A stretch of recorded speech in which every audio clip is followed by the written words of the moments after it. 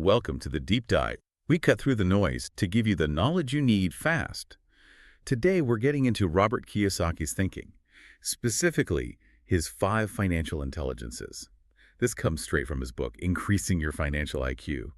Our mission, to pull out the really crucial, sometimes counterintuitive stuff about building wealth, giving you the core ideas without, all the extra fluff. Exactly. And it's more than just a summary.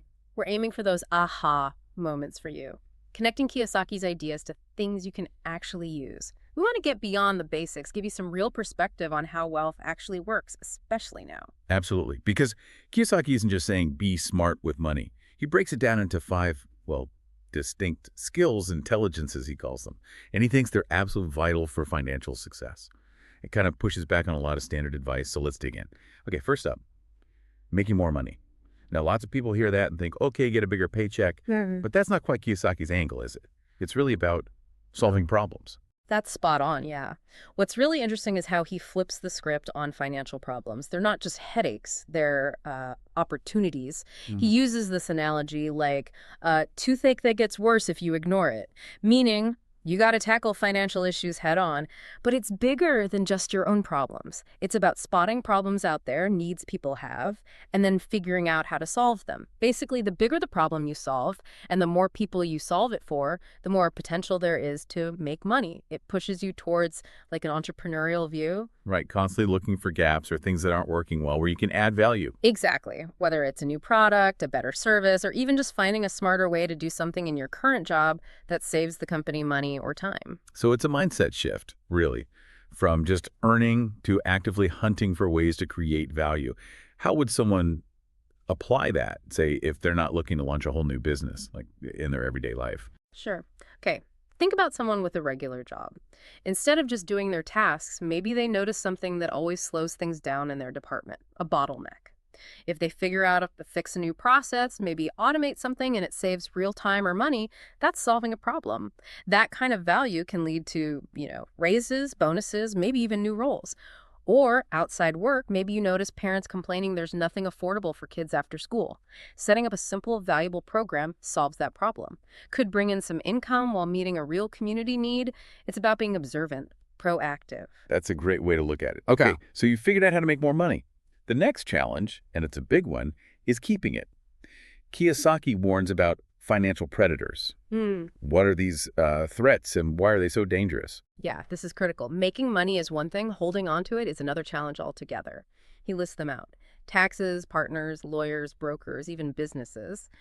But it's how they operate that matters. Take taxes. It's not just paying them, it's understanding how different income is taxed. Earned income versus capital gains, for example. Or how your business structure, like being a sole proprietor versus an LLC, affects your tax burden and liability. Partners, they can become an issue if your goals don't align or if agreements are weak. Suddenly, they could be draining resources. Lawyers, obviously necessary sometimes, but they can eat up wealth and disputes if you haven't set things up right legally from the start. Brokers might sell you stuff that gets them a big commission but isn't great for you. Or they hide fees that slowly drain your account. And businesses, even your own, can bleed money if you're not watching overhead, cash flow, or, investing in things that don't actually make money. Just knowing these specific ways money can disappear is the first step to, protecting yourself. So beyond just knowing who they are, taxes, lawyers, etc., what's the biggest mistake people make in defending their money? Is it not knowing the law or something else? I think the biggest thing is being reactive instead of proactive. People often wait until they get the audit notice or the partnership goes bad or they realize their investments are tanking because of fees they didn't see. Kiyosaki's whole point is to build your defenses before you need them. Get educated on taxes, draft solid legal agreements, really understand investment fees, have a clear business plan. It's like building financial walls before the attack comes, not during it. Makes sense.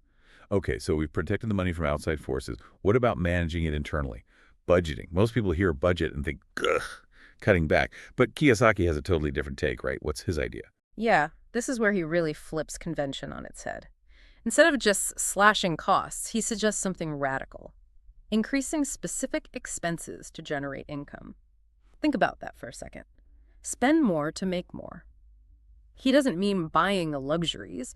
He means spending strategically on things that will boost your income, like investing in education that gives you high-demand skills, or maybe hiring an assistant so you can focus your time on the stuff that actually brings in money. Wow. Okay. And the other huge piece is paying yourself first. Critically important. This isn't just putting a bit aside in savings. It means you allocate money to your investments, your income-generating assets, your skills before you pay the mortgage, the bills, anything else. It completely changes budgeting from this feeling of restriction to strategic deployment of capital. You're focused on building things that make money for you. That's definitely counterintuitive for most of us, trained to cut, cut, cut. Mm. So how do you know if an expense is strategic versus just, well, spending money that feels good but doesn't pay off? What's the test? The test is pretty straightforward. Does this spending directly help you make more money, protect what you have, or buy an asset that will produce income later? It's investment, not consumption. Buying a course on, say, digital marketing, if that's your field, strategic.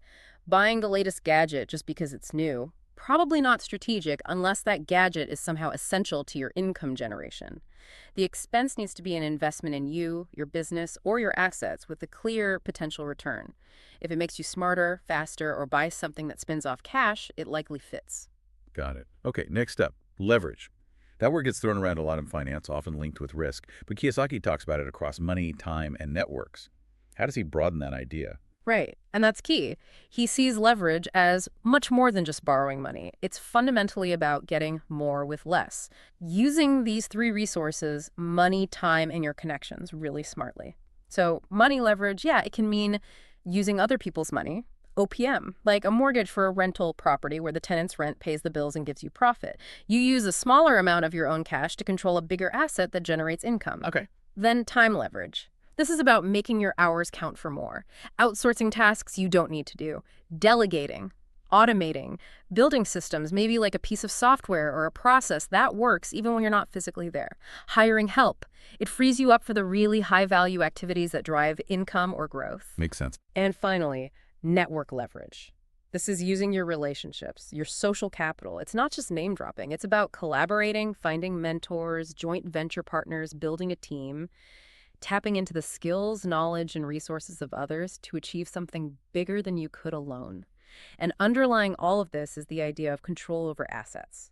It's not just owning something, it's having the ability to direct how it's used, how it generates revenue. Like with the rental property, it's managing it well, keeping it rented, optimizing income. That's real control, real leverage. You're actively managing it. That really shifts the focus, doesn't it? Yeah. Thinking about all your resources, your time, who you know, not just your bank balance. For someone just starting out, building that network, that social capital, can seem kind of intimidating. Any practical tips on how to start doing that?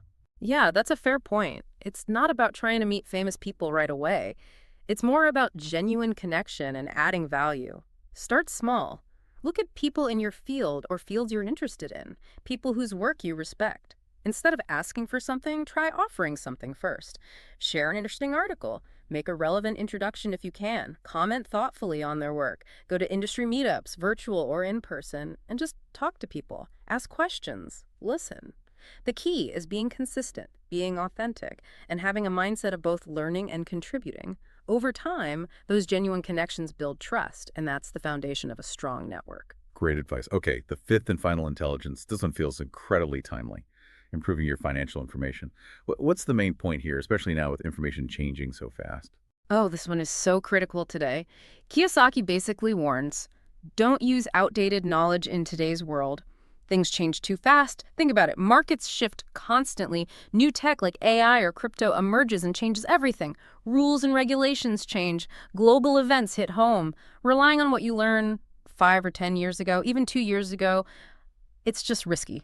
What worked then might be useless or even harmful now.